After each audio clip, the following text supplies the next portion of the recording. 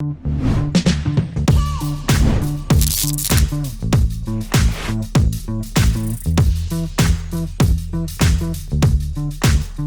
guys, how's it going? My name is j-statik, and this is the Static Sessions. So I've been talking about DAWs or DAWs and what I use, and I use Ableton. So now at this point, what we're going to be doing is a really key and simple thing. I think it's something that you should know in terms of going into other studios or talking with producers or artists or whatever it may be, is key terms and what they mean. And this works for generic terms while you guys are sitting around talking about a song and just discussing how fast or what type of song you're looking to do, into going into your program and knowing what the different like the grid system means, to choosing the right tempo for a song or BPM. All that kind of stuff is very important. So right off the bat, we're going to get into this, and we're going to go into tempo or BPM. So BPM itself is beats per minute.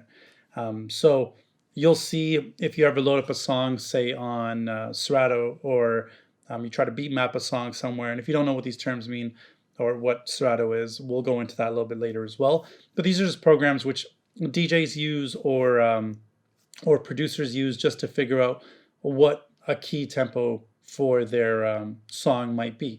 So what we're going to do is I'm just going to quickly show you where the tempo section is on Ableton. From there, you can get an idea of how fast or how slow you want your song to be. So when you come over here in this top corner over here, you'll see it says 120. Most programs, they start at 120. I don't know why. It's just a generic thing. It just always says 120. Now, if I put on a metronome, and a metronome is a simple click system, it just lets you know in timing how fast your BPM is. So for 120, if you click on the metronome, you'll hear it goes a little bit faster. If I start slowing down that BPM or beats per minute, you'll hear it get slower and slower, and that's your click staying in time with your BPM. So let's take a listen to it right now, and it goes. So that's 120 BPM beats per minute, and it's pretty fast. You would pretty much hear this in like a house type genre. It would be about that fast, and 120 upwards, it gets into the house, tech house, and progressive type of genres. So if you're making more of a bhangra type song, most likely you're probably looking in the 80 to 96 type range. So if we drop this down into the typical 84 BPM bhangra song and you hit play, you'll hear how slow it becomes. And now I'll show you the difference while I'm going up and down so you get an idea.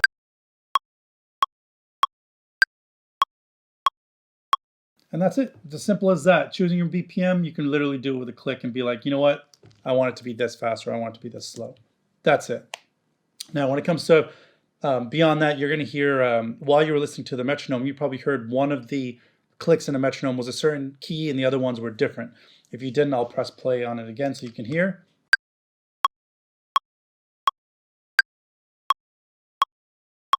So if you notice, the first one and the fifth one were a higher key and the other ones were lower. And what that is it's just telling you the beginning of the bar and every beat in between. Now, if you don't know what bars and beats are, really simple. Bars consist of, usually on average, 4 beats per bar.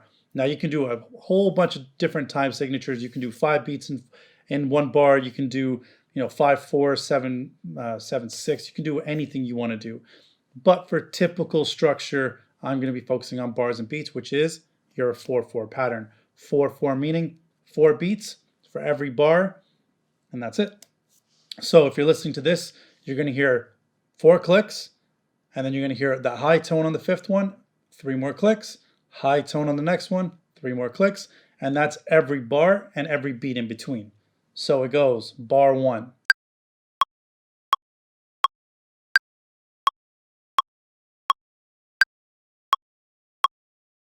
That's it. It literally starts off with 1 bar, and then it goes into 3 beats, and it curves into the next bar again right after that. Really simple, not much information needed for that.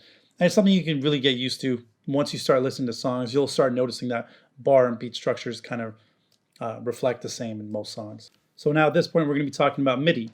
Again, I'm going to go through these pretty quickly because I just want you to have a grasp on these topics so that you know whenever I bring them up later on, you'll know what they are. MIDI is a musical instrument digital interface. Now, sounds complicated, it's not really. It's just a way, most of you guys have, MIDI keyboards, or you can play stuff on your actual keyboard if you wanted to.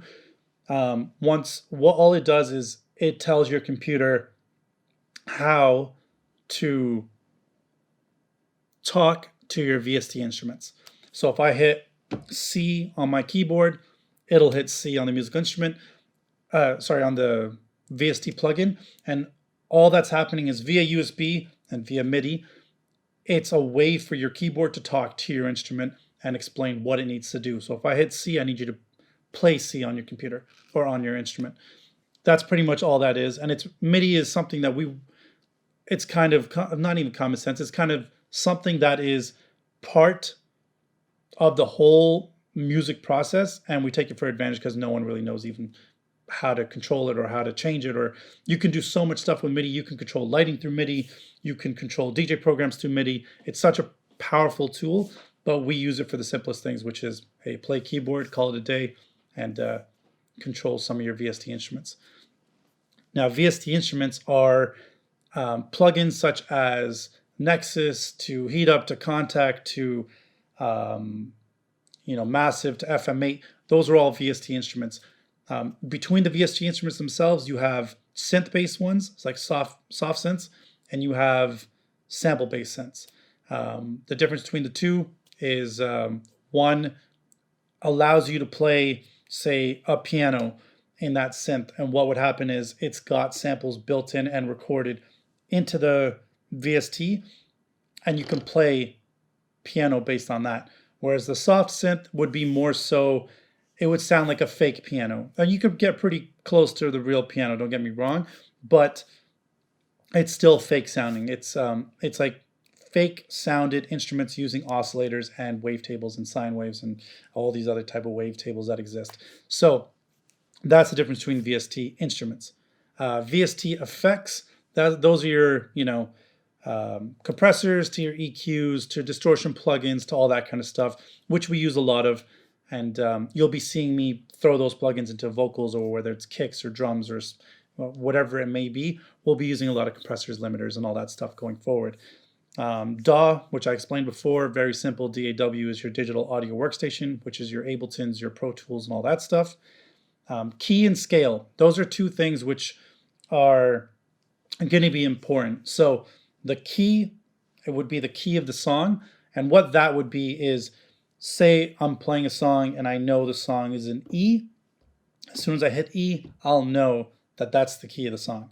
That's whenever I'm referring to the key of the song, I'm referring to the one note, which is the root key of the song. A root meaning the main key of the song. The scale is out of the 12 keys in an octave, which I'm going to go into in a second. In those 12 keys, what are the keys that are associated with that root key? That's the scale. So we're going to be going into that stuff a little bit later on too, and I'll have some videos later on explaining, especially in the South Asian rags, what keys and scales exist. So now ADSR, just in case, remember, these are just key terms that you should know going forward. ADSR is your attack, decay, sustain, and release. Those things are really crucial in shaping sounds. Attacks, decay, sustain, release. We'll go into further depth in that later on. Your piano roll is where you would be playing your keys within your DAW. So you've probably seen a piano roll section where there's a piano on the side and a grid for inputting notes. That's your piano roll.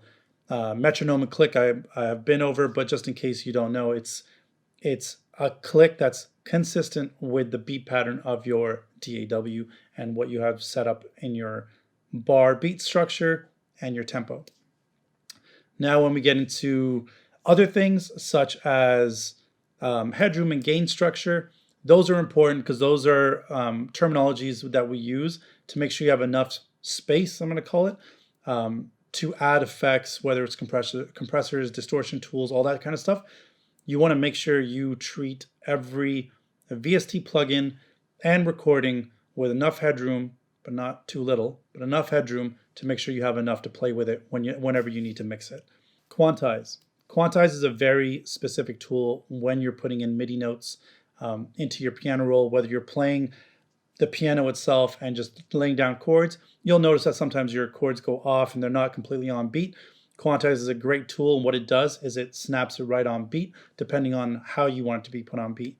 So if it's based on 1/16, 1/8, all that kind of stuff, but we're going to be going into that a little bit later on as well.